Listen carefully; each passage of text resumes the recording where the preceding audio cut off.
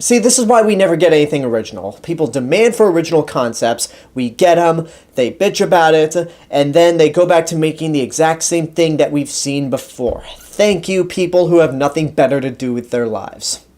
Now, all that being said, you might actually be surprised on what I have to say about this movie.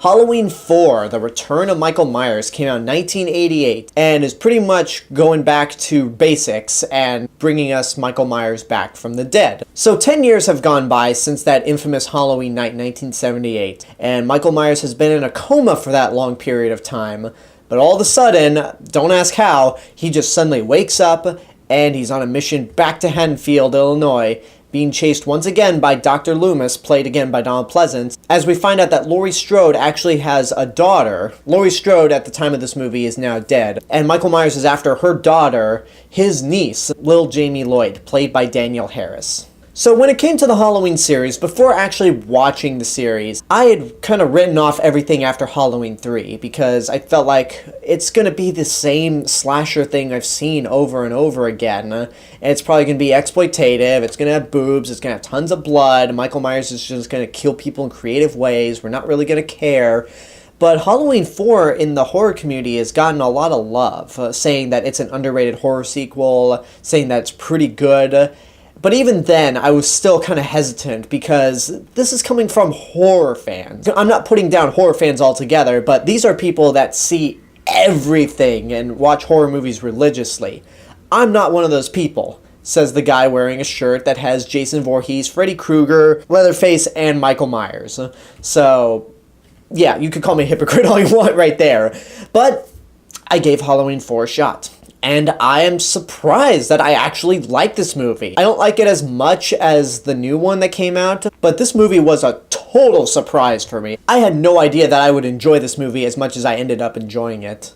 I mean, sure, it's the same concept, where Michael Myers goes to Haddonfield, kills a bunch of people, and is destined to kill one person in particular, and Dr. Loomis is chasing him around and convincing everyone that Michael Myers is pure evil and needs to be stopped. But what makes this different than something like the Friday the 13th sequels? Well, for one, it has the opportunity to do a bunch of horror cliches, but decides to be proactive instead. When Dr. Loomis gets into town, the sheriff from the first movie has retired, so there's a brand new sheriff. And what I really love is that it doesn't take long for Loomis to convince the new sheriff that Michael Myers is a threat.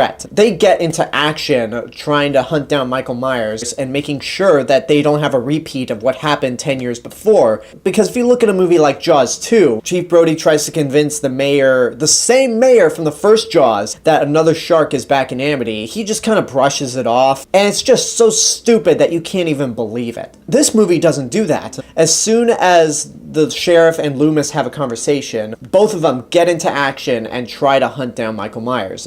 And there's even a bunch of rednecks in this movie that remember Michael Myers, because the whole town of Haddonfield has been cursed with the memory of this horrible event. So they really do take action. And I gotta say, these are the most casual and calm group of rednecks I've ever seen in a movie. And you're rooting for everyone to go on the hunt and kill Michael Myers, or at least try to get rid of him for a long period of time. Another element that really works in this movie is Danielle Harris. This is the first movie that she's in, and Danielle Harris, throughout her career, is primarily known for horror movies. But for being a little girl and this being her feature film debut, she does a really good job. She's really likable, and so is her foster sister, Rachel. You really care for both of these characters and want to see them get away from Michael Myers. And it's mostly because of Donald Pleasence, Danielle Harris, and the actress that plays Rachel, Ellie Cornell, that really keep this movie afloat. And it does have some tense moments to it. It has some good chase sequences that feel a lot more action-packed than in Halloween 2. And I understand that might be to appeal to more of a mainstream audience, and maybe so. It doesn't have the same level of creepiness, but it's still fun. And that's probably the ultimate word I can use with Halloween 4. It is fun. Not as fun as the new Halloween movie, but still to a point where I'm not bored. I'm invested in these characters, and I want to see them get away and kill Michael Myers, if possible. Now, the movie is flawed. It's not a perfect movie by any stretch of the imagination. And surprisingly, one of the issues I had with the movie was Michael Myers. The problem I have with Michael Myers in this movie is the same problem I have with the Predators in Alien vs. Predator. Michael Myers is just too bulky. The mechanic suit that he's wearing just looks like it's stuffed to no end with the fake muscles. And there's something about the mask that just looks fake this time around. It just looks super cheap and not really dirty or intimidating as in the first Halloween movie. And speaking of that mask, this is a movie that has established that Haddonfield was scarred by the events of the first movie. So why in the hell is Michael Myers able to go up to a store and just casually grab a mask off the shelf? Why would the store be selling the masks to begin with? If they had an explanation of the store owner is like, fuck you, I gotta make money, and decide to sell these masks to the people that were too young to remember the incident, or weren't even alive back then I could probably buy that, but this movie doesn't really explain that. And speaking of not explaining anything, they just brush off the ending of Halloween 2. If you're wondering how both Michael Myers and Dr. Loomis survived that big explosion in Halloween 2, they just have a character that said both of them nearly burned to death. And you just have to think back to Halloween 2 and go, nearly burned to death. Bull fucking shit. We saw that place explode. No way Dr. Loomis survived. And we saw Michael Myers walk out burning alive before he collapsed. And you gotta take into account that Dr. Loomis probably got it the worst because he was right in the explosion. He's the one that set it off with his lighter. So how does he come out of it with only his hand and part of his face burnt? I know 10 years have gone by, but he should have looked a lot worse. I don't know. It's dumb. Even though I like this movie, I'm willing to admit when a lot of parts in this movie are just downright idiotic. Now, the next couple things I have to say aren't criticisms at all, but things that I just found to be funny. So the first time Michael Myers and Dr. Loomis encounter each other is at a gas station. Loomis pleads to Michael Myers to not return to Haddonfield, but you know he's going to anyway. So Michael Myers steals a truck. Dr. Loomis is shooting at the truck, and then somehow the truck drives by a gas pump. The gas pump explodes for no reason. Loomis was not pointing his gun in the direction of the pump, and Loomis's car is blown up with the gas station, and okay, how does that work exactly? How does driving by a gas pump just make it explode? I mean, forget cell phones. Driving a pickup truck near a gas pump will make it explode. But then there's the moment in this movie that everyone talks about. There's a point when Michael Myers is about to kill Rachel's friend, and he's holding a gun. He corners Rachel's friend up against the wall, aims the gun like he's about to shoot, but then goes, you know what? I could shoot you, I could make a loud noise and be done with it, but instead, I'm gonna pull back, I'm gonna stab you with the gun, and not only am I gonna stab you, but I'm gonna pin you up against the wall. The barrel of the gun is gonna go through your body, through the wall, without getting damaged and without any blood in sight, and you're just gonna hang up on that wall until you actually die. And I'd always known about this moment beforehand, and I'd actually watched it beforehand, but seeing that moment within context of the entire movie, I laughed my ass off, because it's so absurd. Yeah, you really can't say anything about it. But what I love is that Michael Myers just doesn't seem impressed by it. Because the last time he stuck somebody up against the wall was in the first Halloween movie. And he does a little head tilt, marveling at the fact they took a butcher knife, stabbed somebody in the chest, and he's hanging up against the wall. This one, he stabs somebody with a gun up against the wall, and he's just like, cool. I'm off to kill someone else. So far, with most of the Halloween movies I've seen, they do a really good job of giving you a really creepy ending, and this one is especially creepy. So the police and the rednecks manage to shoot Michael Myers down into a well.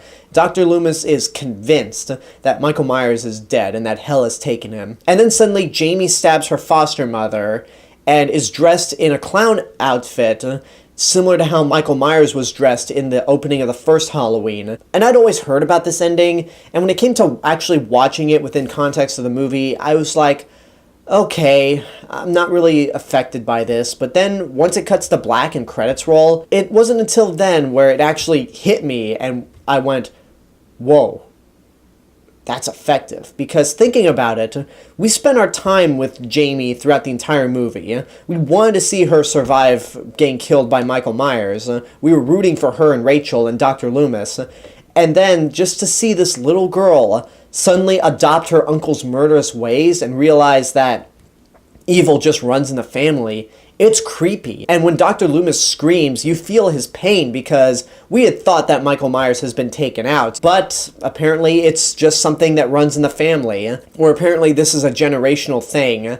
And in a way, if you were to look at the first Halloween, the second, and this one as a trilogy, this is a great way to bookend it because it comes full circle with the opening of the first Halloween.